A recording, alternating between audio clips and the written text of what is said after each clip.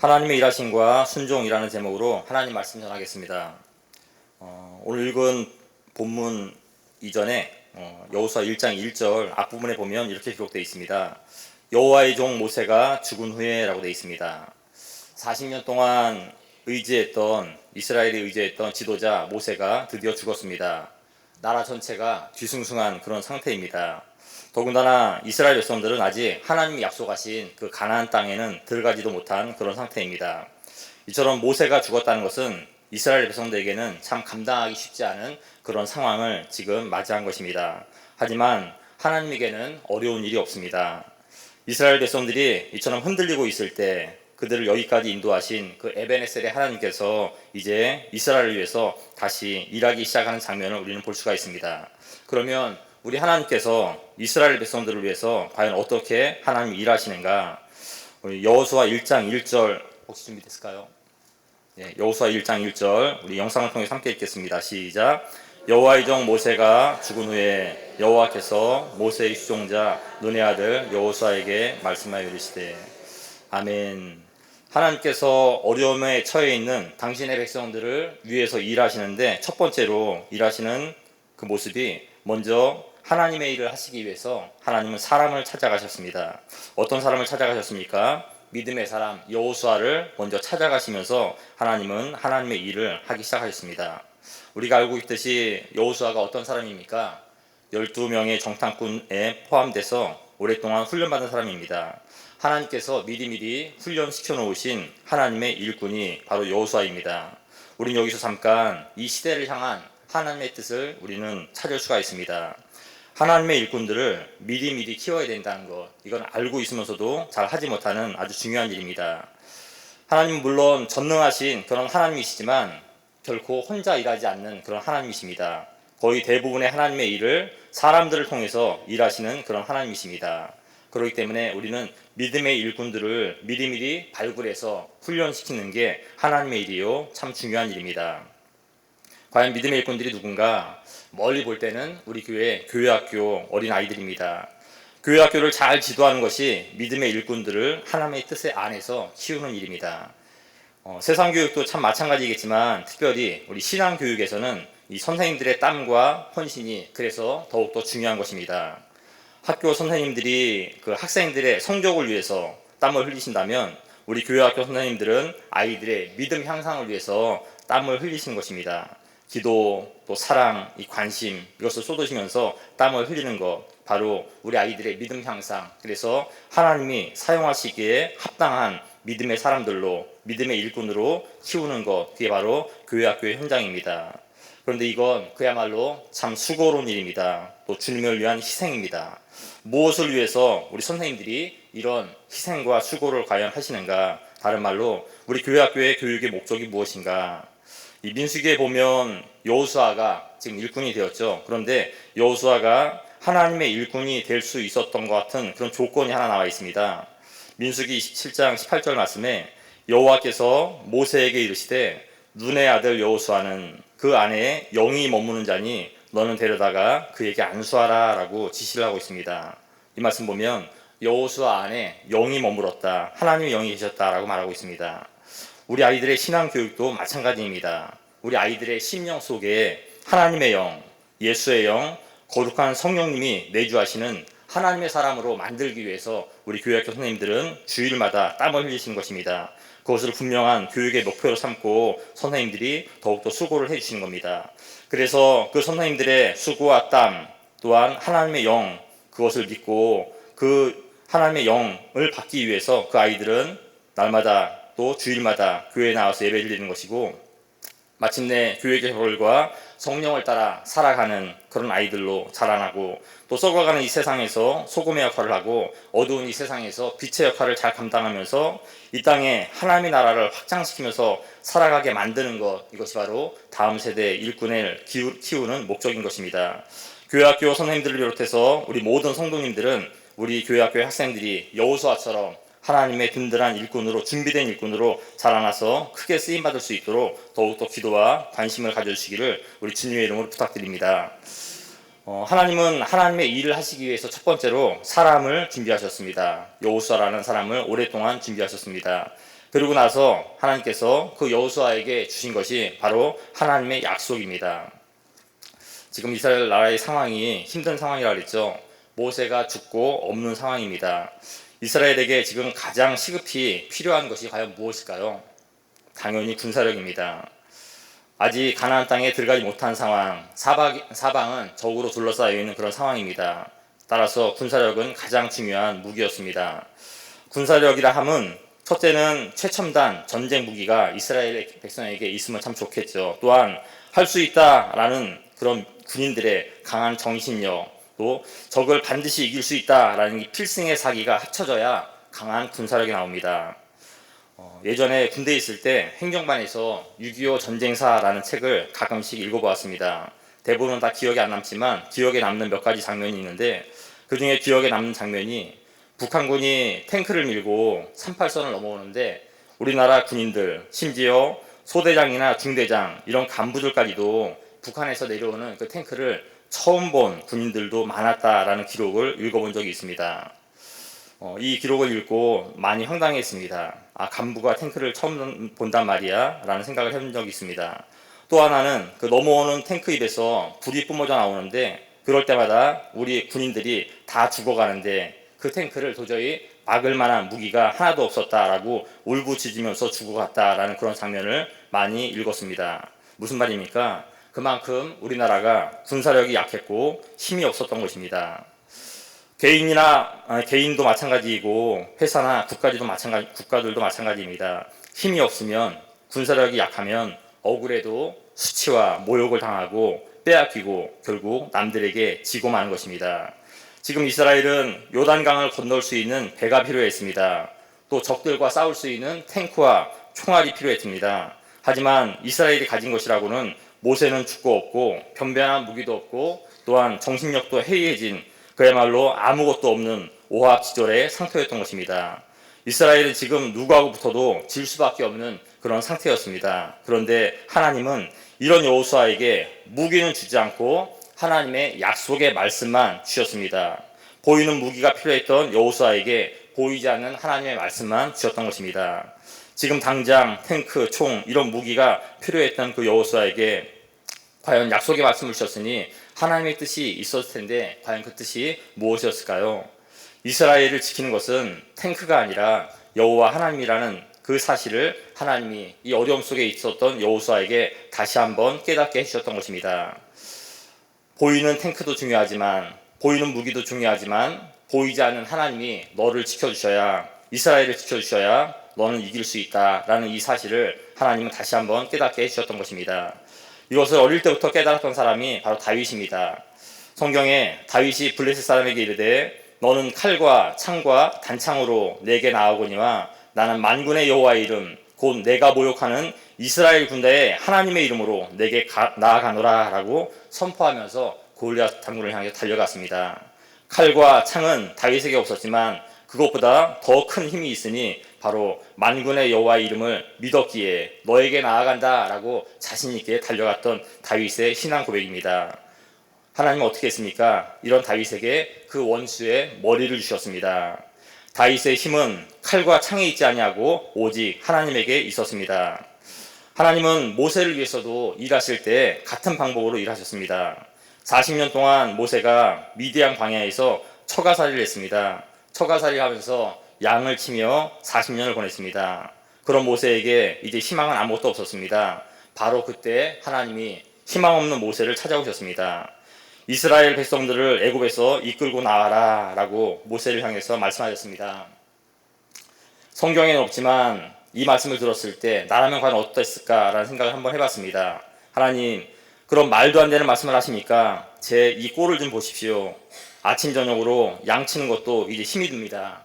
그런 제가 무슨 힘이 있다고 그 큰 일을 저에게 시키시는 것입니까? 라고 이런 생각을 했을 것 같습니다. 하나님은 그런 모세의 푸념은 상관도 안 하시고 모세에게 질문합니다. 내 손에 있는 것이 무엇이냐? 모세가 뭐라고 그러죠? 예, 하나님, 지팡이 하나 남아 있습니다. 하나님은 그 쓸모없는 지팡이 하나로 홍해를 가르시고 반석에서 물을 내시면서 이스라엘을 구하는 것을 믿습니다. 믿는 우리들에게 이게 참 중요한 일입니다. 지금 내가 가지고 있는 것이 무엇인가? 우리가 지금 갖고 있는 것이 무엇입니까? 참 많은 것 같은데 뜯어보면 아무것도 없습니다. 평생을 자식 위해 일만 하다가 약해진 몸과 백발만 남는 게 사람입니다. 꿈도 많았던 젊은 날의 우리 가슴은 이제는 서러움과 외로움만 가득 남아 있습니다. 자식들은 자기 살기 바빠서 부모의 품을 떠났고 배우자도 시간이 흐르면서 떠나가게 마련입니다. 하지만 그럼에도 불구하고 우리에게 소망이 있는 것은 살아계신 하나님께서 이런 우리를 여전히 사랑하시고 이런 우리와 여전히 함께 하신다는 이 사실을 믿는 믿음입니다. 80평생을 살아서 겨우 지팡이 하나만 남아있던 그 80세의 노인 모세도 하나님이 함께 일하시니 그때부터 모세의 인생은 아름다웠던 것입니다. 우리도 마찬가지입니다. 지금 나에게 가진 게 별로 없더라도 우리를 도우시는 하나님을 온전히 믿고 바라본다면 하나님이 나를 위해서 일하기 시작하시는 것입니다. 전능하신 하나님이 우리의 힘이시고 하나님의 약속의 말씀이 우리의 능력이시고 우리의 소망이시라는 이 사실을 더욱더 확실히 믿는 저와 여러분 되시기를 우리 주님의 이름으로 축복합니다. 지금 하나님은 여호수아에게 이것을 알려주고 계시는 것입니다. 우리 여호수아 1장 3절 말씀 준비됐을까요? 여호수아 1장 3절 말씀을 우리 같이 한번 읽겠습니다. 시작. 내가 모세에게 말한 바와 같이 너희 발바닥으로 밟는 곳은 모두 내가 너희에게 주었노니. 아멘. 내가 너희에게 약속한 대로 가나안 땅을 너희에게 줄 것이다. 그러니 걱정하지 말아라. 두려워하지 말아라. 라는 하나님의 말씀입니다. 여호수아 1장 5절 말씀도 영상을 통해서 한번 읽겠습니다. 5절입니다. 시작. 내 평생에 너를 능히 대적할 자가 없으리니 내가 모세와 함께 있었던 것 같이 너와 함께 있을 것임이니라. 내가 너를 떠나지 아니하며 버리지 아니하리니. 아멘. 내가 너를 결코 떠나지 않을 것이다. 결코 너를 버리지 않을 것이다. 그러니 너는 두려워하지 말라라는 하나님의 말씀입니다. 하나님이 너희와 함께 하신다는 이 사실을 잊지 말라라고 거듭거듭 여호수아에게 말씀을 하고 있습니다. 여호수아는 이 말씀을 들으면서 아마도 모세가 죽기 전 얼마 전 자신들에게 모세가 했던 말을 다시 생각했을지도 모르겠습니다.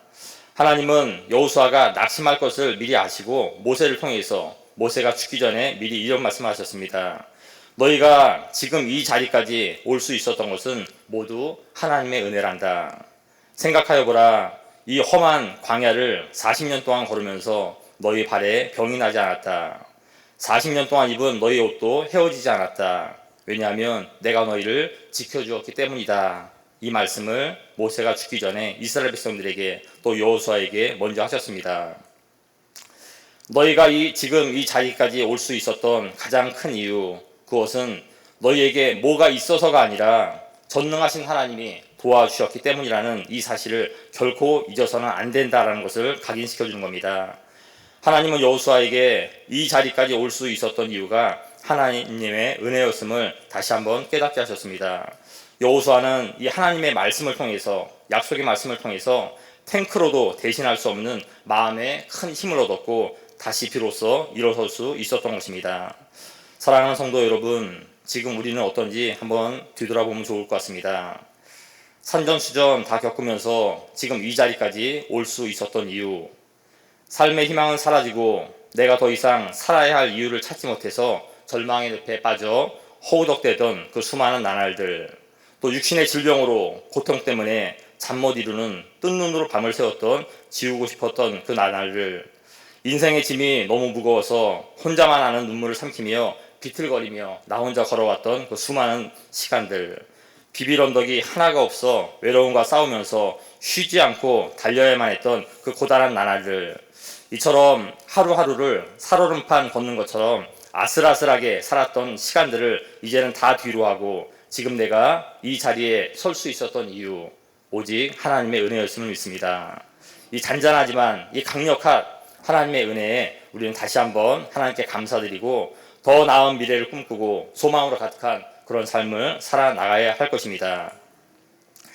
우리가 한 가지 더 생각할 것은 저와 여러분이 여호수아 장군보다 받은 은혜가 더 많다는 사실을 우리는 기억해야 됩니다. 하나님이 지금 여호수아 장군에게 약속의 말씀을 주셨다면 저와 여러분들에게는 더 많은 걸 주셨습니다. 하나님은 저와 여러분들에게 사랑하는 독생자 예수 그리스도까지 주셨음을 믿습니다. 또한 주님은 상처나고 모난 가슴 끌어안고 소리 없이 울고 있는 우리 인생 가운데 친히 찾아오셨습니다. 우리 위에 몸짓고 피 흘려 십자가에 죽으면서 생명보다 귀한 주님의 사랑까지 우리에게 주셨습니다. 내가 너희를 고와 같이 버려두지 아니하고 너희에게 다시 오겠다. 이 재림의 약속까지 우리에게 분명히 약속하셨습니다. 그리고 보혜사 성령 하나님을 이미 우리에게 보내주시고 우리를 하나님의 자녀 삼아주셨음을 믿습니다. 여호수아가 미처 받지 못했던 이 놀라운 축복들을 이미 우리는 다 받은 것입니다. 로마서에 자기 아들을 아끼지 아니하시고 우리 모든 사람을 위하여 내주시니가 어찌 그 아들과 함께 모든 것을 우리에게 주시지 아니하겠느냐.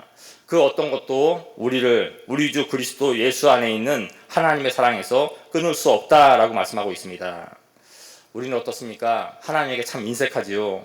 우리는 하나님에게 참 인색하지만 하나님 우리에게 모든 것을 다 주셨습니다. 몸도 주시고 마음도 주시고 사랑도 주시고 생명까지 그 모든 것을 하나님이 다 저와 여러분들에게 이미 주셨습니다. 사랑하는 성도 여러분, 우리의 힘이시고 능력이신 하나님의 약속의 말씀을 다시 한번 꽉 부여잡고 말씀을 따라 일어나 승리하시기를 우리 주님의 이름으로 축복합니다. 여호수아 1장 7절 말씀 우리 다 함께 같이 읽겠습니다. 1장 7절입니다. 시작. 극히 담대하여 나의 종 모세가 내게 명령한 그 다 지켜 행하고 우로나 좌로나 치우치지 말라. 그리하면 어디로 가든지 형통하리니. 아멘. 하나님은 이제 여호수아에게 구체적인 실천 명령을 주셨습니다. 큰 약속의 말씀을 하나 주시고 그리고 나서 이제 이렇게 해야 된다라고 실천 명령을 주셨는데 네 가지로 지금 표현하고 있습니다. 여호수아 1장 8절 말씀도 한번 다시 읽어볼까요? 1장 8절입니다. 시작. 이 율법책을 내 입에서 떠나지 말게 하며 주야로 그것을 묵상하여 그 안에 기록된 대로 다 지켜 행하라. 그리하면 내 길이 평탄하게 될 것이며 내가 형통하리라. 아멘. 하나님은 여호수아에게 내린 그 구체적인 실천 명령 중에 하나가 우로나 좌로나 치우치지 말라라고 하십니다. 군인들이 훈련소도 마찬가지지만 군인들이 야간에 행군을 하는데 보통 8시간 정도 행군을 합니다. 근데 행군을 할 때 참 걸리적거리는 것 중에 하나가 이 어깨에 맨 소총이 참 걸리적거립니다. 그리고 또 하나는 걷다가 어떻게 들어갔는지 모르는 분화 속에 들어간 작은 돌멩이들이 참 신경 쓰입니다. 그리고 또 한 가지 행군을 하는데 걸리적거리는 게 있다면 바로 졸음입니다. 밤은 깊어가고 몸은 점점 힘이 드니까 졸면서 걸어간 아이들이 한둘 생겨납니다. 그러다 한두 녀석이 졸다가 길을 벗어나서 옆에 또랑으로 쾅 떨어집니다. 잠결에 떨어지니 아파서 힘들고 또 떨어진 사람을 일으켜가지고 고참들과 간부들은 야단을 치기 때문에 또 맞아서 힘듭니다. 길을 벗어나면 이처럼 떨어지게 마련입니다. 피곤해도 또 졸려도 정해진 길로 걸어가야 아름다운 결말을 볼 수가 있는 것입니다. 우리 신앙생활도 마찬가지입니다. 그리스도인들은 어디로 걸어가야 합니까? 하나님의 말씀의 길을 걷는 그런 나그네입니다. 그 길에서 좌로나 우로나 조금이라도 벗어나면 떨어지고 또 특별히 우리의 믿음이 떨어지게 됩니다. 오른쪽 세상이 아무리 화려해도 또는 왼쪽 세상이 아무리 멋있어도 우리는 오직 앞에 있는 십자가만 바라보면서 말씀의 길을 걸어야 하는 그런 십자가 군병들입니다. 또한 하나님께서 여호수아에게 내린 구체적인 실천 명령은 말씀을 내 입에서 떠나지 말게 하라 라고 말씀하셨습니다. 하나님의 말씀이 우리 입에서 떠나면 우리 입에서 나오는 것은 세상 말밖에 나오지 않습니다. 말씀에는 하나님의 권세와 능력이 있기 때문에 그 하나님의 말씀이 우리 입술에 붙어있는 것이 대단히 중요합니다. 12의 혈루증을 앓았던 고통당했던 그 여인에게 예수님이 하신 말씀이 뭡니까? 따라 평안히 가라 내 병에서 놓여 건강할지어다. 하나님이 예수님이 말씀하시면서 병을 치료하셨습니다. 또 가늠하다 현장에서 붙잡힌 여인에게도 우리 주님은 말씀하셨습니다. 나도 너를 정죄하지 아니하노니 가서 다시는 죄를 범하지 말라. 이미 자신의 죄가 얼마나 큰 건지를 알고 있는 그 고개 숙인 여인을 더 이상 예수님은 책망하지 않으시고 말씀으로 인생을 다시 한번 새롭게 살 수 있는 기회를 주시고 용기를 또 위로를 주셨던 것입니다. 더 나아가 예수님은 자신도 광야에서 마귀의 시험을 받을 때 모두 말씀으로 물리셨습니다. 말씀이 이렇게 참 중요합니다. 하나님의 말씀은 살아있고 활력이 있습니다. 좌우에 나선 어떤 검보다도 예리합니다. 그래서 권세와 능력이 있습니다. 우리가 말씀을 믿고 내 입으로 말씀을 선포한다면 그 말씀이 일하신다라는 것이 우리가 믿고 있는 말씀의 능력입니다. 지금 하나님은 여호수아에게 이 권세 있는 말씀이 내 입에 붙어 있어야 내가 앞으로 승리의 삶을 살아갈 수 있다라는 것을 알려주고 계시는 것입니다. 또한 하나님께서 여호수아에게 내린 구체적인 실천 명령은 말씀을 주야로 묵상해야 된다라고 지금 말씀하셨습니다. 묵상이라는 단어를 사전에 찾아보니까 잠잠할 묵자에 생각할 상자를 써서 눈을 감고 말없이 마음속으로 생각하는 것, 이렇게 묵상이 정의가 나옵니다. 하나님의 말씀을 주야로 묵상해야 된다라고 우리에게 요구하고 계십니다. 정확하게 잘 모르겠지만 음식은 또 음식의 종류와 또 사람마다 좀 다르겠지만 보통 입에서 30번 이상은 씹어야 몸에 좋다고, 소화도 잘 된다고 그렇게 들었습니다. 음식을 많이 씹어야 좋듯이 성경 말씀도 많이 씹어야 좋은 것입니다. 성경 말씀을 오래 씹는 것, 오래 씹어 먹는 것, 이게 바로 묵상이라고 할 수 있습니다. 말씀을 오래 씹으면 마음속에 소화가 잘 되고 그 말씀이 나의 말씀이 된다는 겁니다. 그래서 그 말씀이 내 삶에 영향을 줄 수 있는 것입니다. 음식은 어디로 씹습니까? 음식은 입으로 씹어서 어디로 들어갑니까? 배로 들어가지요. 하나님의 말씀은 어떻게 씹을까요? 하나님의 말씀은 생각으로 씹어서 우리 마음의 그릇에 담는 것입니다. 에스겔서에 보면 하나님이 에스겔에게 말씀을 먹어야 된다라고 말씀하실 때 이렇게 표현합니다. 에스겔아, 내가 주는 이 두루마리의 말씀, 하나님의 말씀을 먹어서 내 배에 넣음에 내 창자에까지 채워라 라고 말씀하고 있습니다. 말씀을 참 많이 읽고 많이 먹는 것도 우리에겐 중요하지만 창자에까지 편안하게 들어가려면 말씀을 오래 씹어서 소화가 된 상태라야 우리 마음속 깊이 들어갈 수 있는 것입니다. 아직 소화가 되지 않은 말씀, 이해가 되지 않는 말씀, 더 나아가 아직 나에게 말씀이 믿어지지 않는다면 그 말씀이 내 삶의 열매로 나타날 수가 없는 것입니다. 그래서 우리는 말씀을 오랫동안 씹어서 묵상하여 내 마음속에 많이 담아야 그 말씀이 나에게 힘과 능력이 되는 것입니다. 에스겔은 그 하나님의 말씀을 받아 먹었습니다. 내가 먹으니 그것이 내 입에서 달기가 꿀 같습니다 하나님이라고 표현했습니다. 하나님의 말씀을 오래 씹고 묵상하며 창자에까지 채운 그 에스겔은 말씀이 주시는 능력을 통해서 주님이 주신 사명을 잘 감당할 수 있었던 것을 우리는 성경을 통해서 볼 수가 있습니다. 하나님이 여호수아에게 주셨던 이제 마지막 실천 명령은 그 안에 기록된 대로 다 지켜 행하라, 이 말씀을 주셨습니다. 우리가 잘 알듯이 행동하지 않으면 변하는 것은 아무것도 없습니다. 평소에 공부를 잘 하지 않던 학생이 기말고사 전날이 되었습니다. 그래도 하루 전에 벼락치기라도 하려고 자기 방 책상에 딱 앉아 있습니다. 그런데 오랜만에 책상에 앉다 보니까 책상이 너무 지저분합니다. 마음속으로 깨끗한 책상에서 공부를 해야 집중이 좀 잘 될 것 같다. 그때부터 열심히 책상과 책꽂이를 치우고 정리합니다. 또 너무 열심히 청소를 했더니 이번에는 배가 고파 봅니다. 너무 배가 고프다. 신라면 2개를 끓여 먹고 책상에 앉습니다. 그러니까 이번에는 졸음이 쏟아집니다. 잠깐 눈 좀 붙이고 공부해야 되겠다. 눈을 뜨니까 벌써 아침이 되어버렸습니다. 무슨 말을 하는 겁니까? 이 학생은 저녁 내내 참 열심히 수고를 했습니다. 땀을 흘리면서. 그런데 자신이 정작 해야 할 공부는 단 1시간도 하지 못했던 것입니다. 우리의 신앙생활에도 이런 위험성이 높다고 늘 말하고 있습니다. 어떻게 해야 말씀대로 잘 사는 건지를 우리 너무나도 많이 들었습니다. 듣고 배우기만 했지 정작 실천을 하지 못하는 그런 삶이 우리의 삶은 아닌지 우리 한번 되돌아봐야 할 것 같습니다. 말씀은 많이 들어서 우리 머리는 이미 커졌는데, 그래서 이미 머리는 어른이 되었는데 정작 우리가 순종해야 하는 손과 발은 아직 어린아이의 손과 발같이 작아서 하나님의 일을 순종하는 것이 참 쉽지가 않은 경우가 많습니다. 그러면 우리가 말씀을 지켜 행하기 위해서, 순종하기 위해서 필요한 것은 과연 무엇일까? 우리 경험을 한번 생각해 보세요.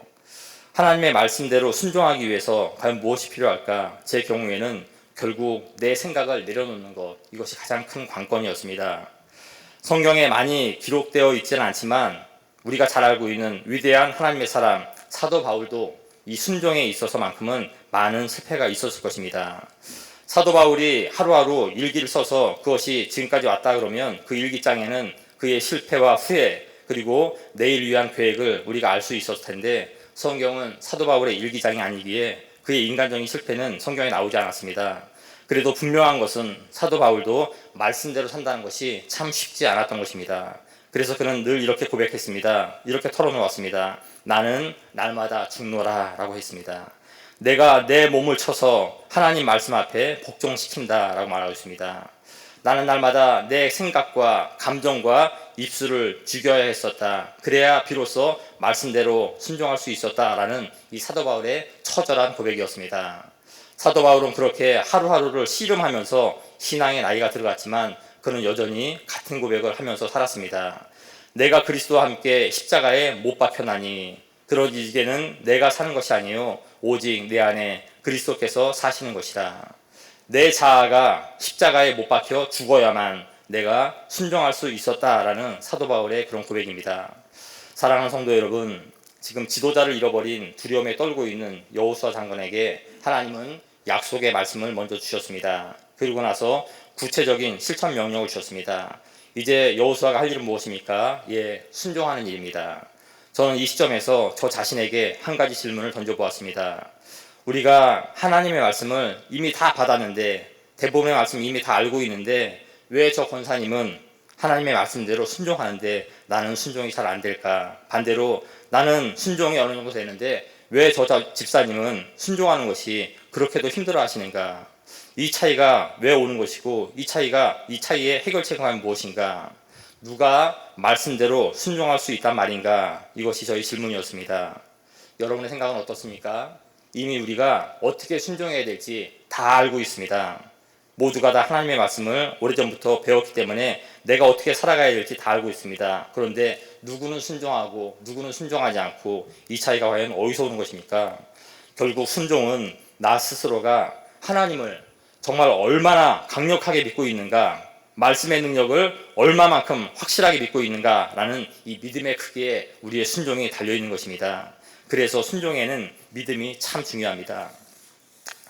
내가 하나님을 이 세상에서 가장 소중한 분으로 믿고 있는지 이 하나님에 대한 믿음, 이것이 우리에게 가장 중요한 것입니다. 우리 믿음의 선배들은 하나님을 인생의 최고의 가치로 믿고 살았던 그런 분들입니다. 히브리서는 그런 모세의 믿음을 이렇게 기록하고 있습니다.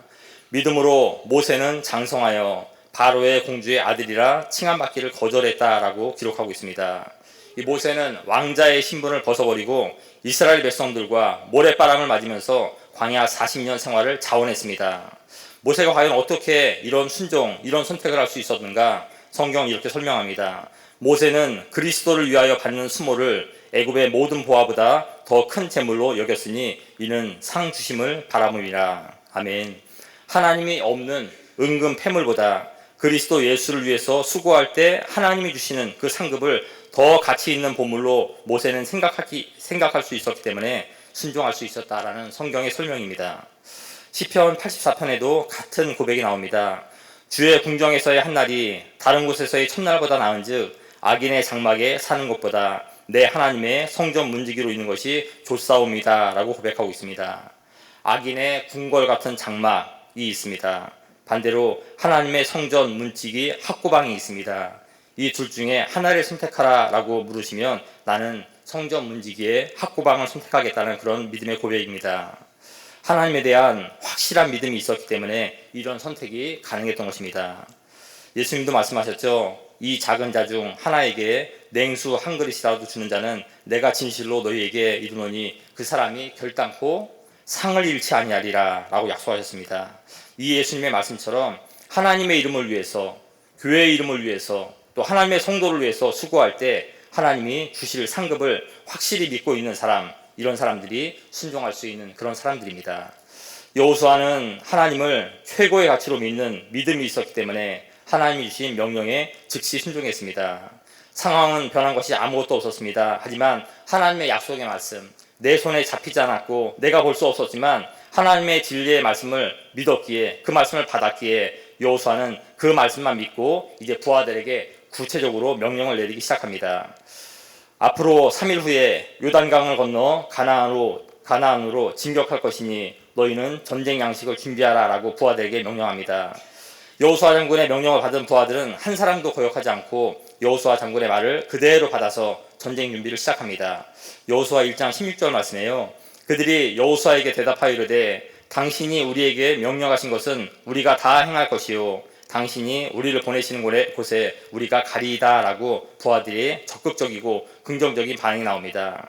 하나님이 말씀을 붙잡은 그 여호수아의 믿음을 보시고 이스라엘 군인들의 마음을 여호수아 장군 중심으로 하나로 모아주신 것입니다. 그리고 여호수아 2장부터는 말씀을 믿고 순종하는 여호수아와 이스라엘을 도우시는 전쟁에 능하신 하나님의 승리하심이 나타나게 됩니다. 사람을 키우시고 또 그에게 말씀을 약속하시고 구체적인 명령을 주시는 하나님, 이제 그 말씀을 믿고 순종하는 믿음의 사람들과 그들의 승리의 역사가 나타나는 것입니다. 이것이 우리를 위해서 일하시는 하나님의 일하심과 우리의 순종이 되어야 하는 것입니다. 우리를 위해서 일하시는 그 하나님의 놀라우신 은혜가 이번 한 주간도 저와 여러분들의 삶 속에 풍성하고 아름다운 열매, 승리의 열매로 나타나게 되기를 우리 주님의 이름으로 축복합니다. 함께 기도하겠습니다.